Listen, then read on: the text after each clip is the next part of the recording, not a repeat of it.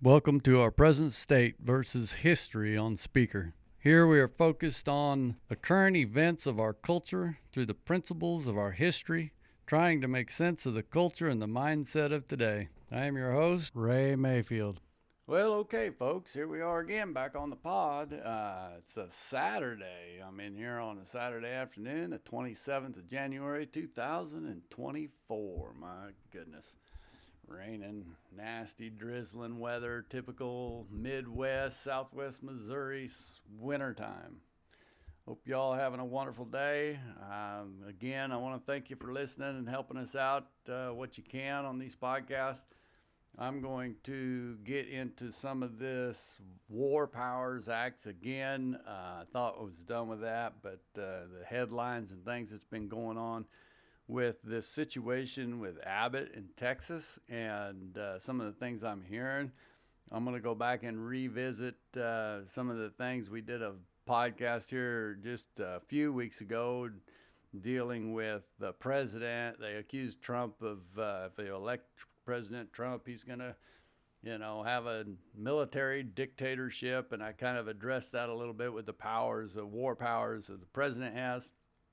And now we've got this conflict going on in Texas, and we've got the Democrats calling, it's ironic because they're calling for Biden to take control of the militia in Texas, which is exactly what they accused President Bush or President Trump was going to do if he took, it's crazy. Here we got one day, for this guy it's okay, and for this guy it's not the very same thing.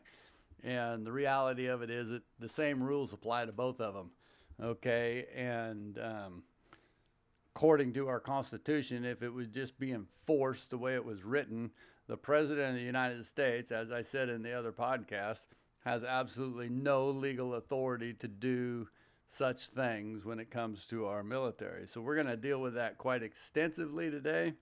I've been doing lots of research, and I've got several quotes from our forefathers when they were putting this document together. We're going to go over Article 1, Paragraph 8, or Section 8, Paragraph 14, 15, and 16. So I don't know how long this is going to go, but I'm just going to record the whole thing. So you're probably going to end up having to pick up multiple episodes to get the whole program, if I put it that way. So before we get all into that, again, I want to thank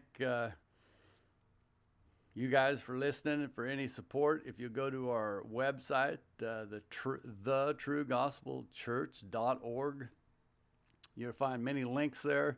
A lot of the information that we're going to use today is coming from the National Center of Constitutional Study. Here I want to give you their exact address. It's www.nccs.net, the National Center for Constitutional Studies. If you want to go check them folks out, they've got some fabulous material. I bought a college course from them years ago. It's called The Making of America. This man Cleo, probably not pronouncing his last name right, Skousen, Skousen. He's done a fabulous work. I don't know how many hours he probably spent putting this textbook together, dealing with every article, every paragraph, every clause, if you will, or provision throughout the Constitution. Fabulous information there. If you guys want to go and check them out, they have all kinds of resources. You can get some pocket constitutions. You can get all kinds of information from them that's reasonable, and their main objective there, those folks there, their main purpose is to educate people of the United States Constitution. And they're just, some high quality folks there. I can't say enough about the work that they do and the things that they've put out. So check them out. A lot of the quotes and a lot of the things that we're going to go through, not all of it entirely, but a lot of the information I'm going to put out here on these 2 or 3, however many podcasts this ends up being, are from his textbook, okay? You can't rewrite something that's wrote. It doesn't matter how it's put out. It's the same information as long as we're not trying to twist it around and pervert it, right? We're just going through line by line as to the exact intent of it. It's the same way that I teach and study the Word of God, and that's the reason why I like this information so well with the Constitution, because it's, it's not what I want to say dry, but it's to the point, and it's not bias based, trying to steer your thought process. It's just explanation, the definition. Here's what it says. You decide what you want to do with that. Okay, that's what I like. I feel like everybody in this country, for the most part, has an intelligence level high enough that they can make their own decisions, and if they have the right information and the accurate information, that they'll make the intelligent decisions, and for the most part, we'll walk in agreement. And I believe the forefathers believed that as well, that as long as we were educated and we were of our right minds, that we would move in a direction of logic and reason and lawfulness, and that's what the Constitution is framed to do. So check those folks out, look at their information, support them as well if you can. Hit that donate button on the True Gospel church.org website. Help us out. We have finally moved into our new room, and I'm trying to move forward now to expand our equipment and our capacity to get the video aspect of these things going. So any help we can get in that line is much appreciated. There again, there's multiple links on our website there for the National Center for Constitutional Study, the Christian University of Christian Studies and Seminaries in Alaska, the Liberty Pastors. There's information there for Mike New dealing with the United Nations Authority deal. We've dealt with some of that in the past. And of course, our Facebook pages with the same title as our podcast, Our Present State versus History. And I appreciate you listening to this podcast on Spreaker, the platform, or whatever other platform you might be listening to. But anyway, so we're going to get into these current issues. They've got everybody worked up on martial law and calling up the National Guard, and we got these Democrats in the state of Texas and in Washington D.C. trying to get the president to call up Governor of Texas's National Guard, basically pulling the authority out from under him, and he just simply can't do that. Congress is the only one with the power to call up a state militia when they're needed. Okay, Article 1, Section 8, and Paragraph 15. Let's start there. We'll back up to Paragraph 14 here in just a minute, but let's start on Paragraph 15 because it deals directly with this situation. It says, the people of the United States empower the Congress to call forth the state militia when needed to, and it lists the reasons. These are only 3 reasons they can call them up. It is to execute federal law, to suppress an insurrection in the state, or repeal an invasion from abroad. So I'm going to deal with those 3 issues there for just a minute because Mr. Abbott in Texas, he has declared the state being invaded from across the southern border. Now, it's not necessarily an invasion of Mexico. Okay, there's a lot of people says, "Oh, it's all those Mexicans." No, Mexico's kind of getting a bad rap on this deal because, yeah, there's some nationalities from Mexico that's trying to come in, but there's people from all over the globe come in this southern border. Well, they're not trying; they're just walking in. They're coming from everywhere. It's not just Mexico. So we're being invaded from the southern border. Okay. He's declared that, and the federal government has said, "Oh no, that's not the case." See, they're saying that he's fabricated that invasion hasn't happened. And then the other one is to execute federal law. Well, Governor Abbott has declared that our federal government has broken the compact that they have with the state, or the agreement, the contract to secure that southern border. And they're not doing it. So the first indictment that Governor Abbott has made against the federal government is they're not doing what they're supposed to be doing, which is take care of the federal border, take care of the state border, which is both state and federal. Okay, it's not just a federal border, and it's not just a state border. It is a state and federal border, and it is not being took care of with the agreement that the people have given Congress the power to secure that border. Okay, not the president, by the way. Congress is what the Constitution says. And it says that it is also there to repeal the invasion, which the federal government, again, says is not there. So if the Congress was to call up the state militia, or the National Guards, as we call them today, they would have to use them to secure the border and to appeal, or repeal rather, the invasion. So the first thing they would have to do is say they're not doing what they're supposed to be doing, taking care of the border, and that there is an invasion. Well, they're not going to do that because there's denial that that is going on. Now, the third thing, or the second thing, was to suppress an insurrection, which they're trying to say that Abbott is in rebellion against their government, and their government supersedes the laws, and so there's a rebellion going on there, which that's simply not the case, because they're not rebelling. They are making a declaration that what's supposed to be taking place is not happening, and that they are duty bound to protect their border and protect their people. So Abbott is doing exactly what he was called into office to do, or voted in, to protect the safeguards of the people. It goes back to that preamble of our Constitution that we've talked about so many times here before. What is the duty of the Constitution in the very first place? It is the security and the peace and tranquility of the livelihood of the citizens of this great nation. Abbott has the same responsibility of the citizens of his great state.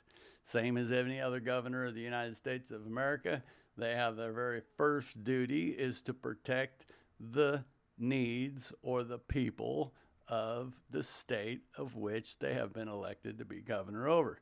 This goes back to the 5th or 14th paragraph.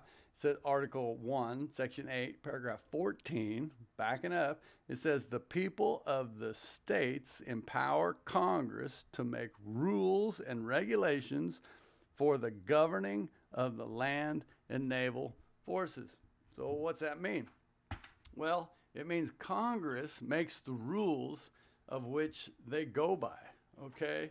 It is Congress who decides how we're going to operate. In other words, they give the president, yes, the president of the United States is the commander-in-chief, okay? He's the one that gives the order. However, the Congress is the ones that tell the president how he is allowed to operate, what he can and what he cannot do.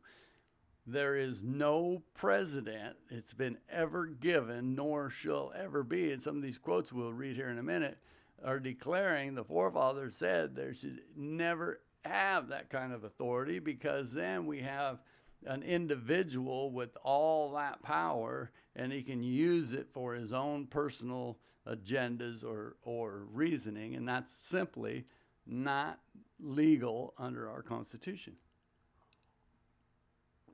So let's back up here a minute and say, well, okay, who is Congress? What is Congress? Congress is the combined body of our Senate and our House of Representatives. Okay, so ultimately, who controls Congress? The people. If everything's operating in proper aspect, then Congress, which is the legislative branch, they are the branch that makes the legislation, the rules, the laws, and they are a combination of the House of Representatives and the Senate combined, okay? So this is another reason why I'm so adamant about repealing the 17th Amendment. Because the forefathers warned us that if we did not allow our senators to be appointed by the state representatives, that they were going to be influenced and swayed by public opinion and the whims of the people. And the big money interests and special interest groups and all those things start getting involved in their elections. And that's what we have today. So basically, the Senate has been corrupt because the purpose of the Senate when it was set up for our Constitution in the original intentions was to protect the will or the well-being of the sovereignty of the states. So we had senators that were appointed by the people's representatives that were elected in the House of Representatives by the people to go to the Senate and stand firm for what's best for the states. So we got the House of Representatives standing up for what's best for the people, what they want, and we got the senators standing up for what's best for the states, because there's times that those two conflict.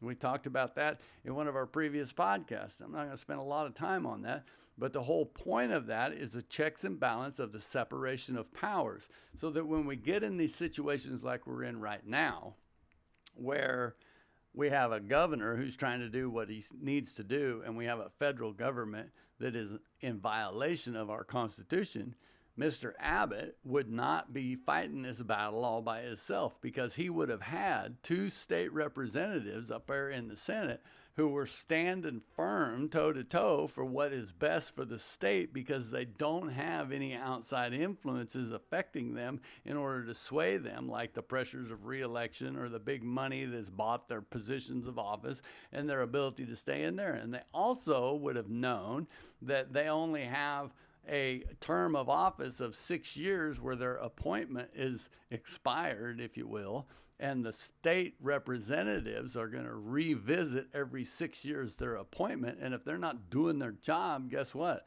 They're going to appoint somebody else to the job. So they would be removed from office by the people. And if the people wanted the senators removed and they're not getting them out of there, guess what they do? They vote in more different representatives to the House of Representatives to do the job they want done, and they get them people out of there, and then they change the legislative purpose to get rid of the mistakes that have been made by those people they were trying to get rid of. See how that works? Checks and balance. Does it happen overnight? No, it's not intended to be easy. We don't want to be changing the horses every time we have a whim or a notion, because people are driven by emotion. We got to control that emotional frenzy, just like living by the Word of God. If we don't control our flesh, we don't control our carnal person, then we run around and we go from this whim to this moan to this deal, and we're unstable in all our ways. What's the Bible say? It says a man that's unstable in all of his ways is untrustworthy. You can't be trusted in anything. You're a man who's wishy-washy and driven by the wind. See, we got to be strong. We got to stand up, because situations change, our emotions change, so we have this checks and balance. We have this stability of the senators, and we have the control of the House, and we combine them together as a Congress, and they tell the president what he can do and what he can't do when it comes to war, when it comes to state militias, and then we operate in that position. And another thing, as the state militias, or National Guard as we call them today, the officers and the ranks and files in those chains of command, they maintain their positions. So if there is a general or a commander in the National Guard, and the federal government comes in and says, we need to call you up because we need to support this federal law, or we need to put down this insurrection, then that general or commander remains in that position of that local force. So, well, why is that? Well, it's because they want the people to maintain control, and they want the states to maintain control of their own militia. And that second reason of putting down an insurrection, if we have an insurrection within a state, then the state people themselves are the ones that need to rise up and deal with that insurrection. And who better to deal with it than the local officers and the local military and the local folks, the local militia is what it was called in the Constitution days. They would rise up and they would put that thing down within their own state. And the federal government can come in, the state legislators can come in, and they can assist and they can train and they can operate within those guidelines, and they can call multiple states together to uniform it. The whole purpose of it is to bring uniformity, to bring order, to bring a sense of authority, if you will, to the unrest, and to put it down. And then guess what happens? Everybody goes back to their original places, their original authorities. The authority goes back to the people in the local states and the local governors. Those are the only three reasons for the Congress to have the authority to even get involved in the state militias and the state armed forces, if you will. So with all of that, I mean, we've actually went it far enough as it is in order to declare that all of this stuff that's going on is nonsense, you know. And then I read an article just yesterday dealing with the federal border control agents and those, and you know, we've got all this propaganda from this media machine telling us that there's this conflict and they're cutting razor wire and they're all fighting and feuding, and he just simply said that that's just simply not the case, that they're working as close together as they ever could and would, and they have a very strong relationship, and that it would continue to be so. So that just confirms the fact of the matter that most of what we're hearing in these what do you call them, propaganda machines, that's the only word I got for them, is nonsense. They're just trying to get us all revved up and turn us upon each other. That's all they're trying to do. Because this declaration, these things that we're seeing going on, or this threat, if you will, from the federal government of taking over Abbott's military or his reserves. You know, we had several other governors have been standing up and coming up and saying, no, we're standing with Texas, which this is exactly what brought the Civil War on, folks.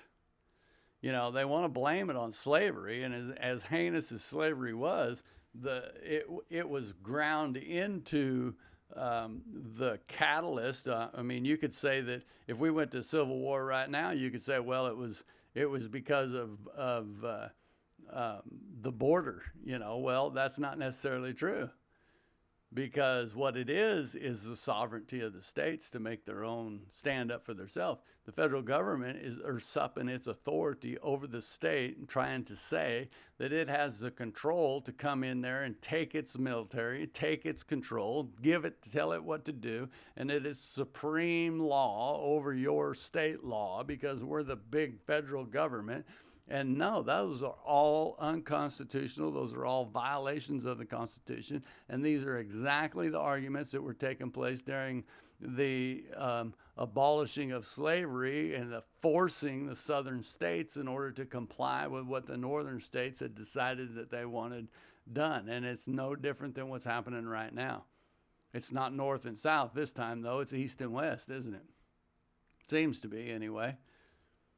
And it's not going to be a geographic thing, because any state within our union that stands up for the rights of Texas is a state that understands the Constitution and understands the sovereignty of the states within the Constitution. We were never intended to be one big conglomerate of federal dictatorship with control over all of the states. No, we are individual states with the sovereignty to have our own laws and have our own ideologies of priority. and move independent of each other, but yet we are consolidated in the aspects of border control, this deal down south or anywhere else in the north or east or west. We are supposed to be consolidated in foreign trade and dealing with tariffs and taxes and these kinds of things. And these are the things that the federal government was created for. The security of the southern border is one of the only purposes for the federal government's existence, and they are dereliction of their duty. So why do we even need them if they can't control the southern border and protect our borders and protect our people as a nation? There's no real need for the federal government whatsoever. Say. That's just one of them. I'm being exaggerating here, so don't get too excited on me. Don't go saying, well, we don't even need to abolish the government. It's not what I'm saying. I'm saying that their number one order of business is national security. And this border situation is no doubt a situation of national security, and they are in dereliction of duty. He's trying to say he don't have the money or the resources to do that. He's full of nonsense, because all he's got to do is say, get it done, and it'll be done. The reason why things aren't happening is because he signed executive orders tying the hands of the people down there working. It was all done 3 years ago. We had the most secure border we've ever had in history. So he can't stand on that. It can't be done because we got all these things in the way. No. And now he's trying to, I just read an article today, he's trying to blackmail, because it's an election time, the legislators into giving him money to send to Ukraine in order to tie up the border, and he's trying to maintain more control. He's trying to get more power than he already has. See, that's what these Democrats are. They're power hungry. He wants more power, and he wants, and he's blackmailing the people. And I hope that our elected officials have sense enough to say, no, that's not going to happen. You already have everything you need to do it. You just need to do it. And we're not giving you more money. We're not sending money to Ukraine. We're not giving you more power. We're making you do what you need to do right now. And that's the way it should be done, because there is no reason for our borders to be wide open as they are right now. I got way off of my notes here. I'm going to try to get back on some of my notes here. Okay, folks, we're going to cut in right here and make a break and make a continuation. So we'll pick up the rest of this on the next broadcast. We'll post it out as another episode. Got quite a long hair. I knew we would.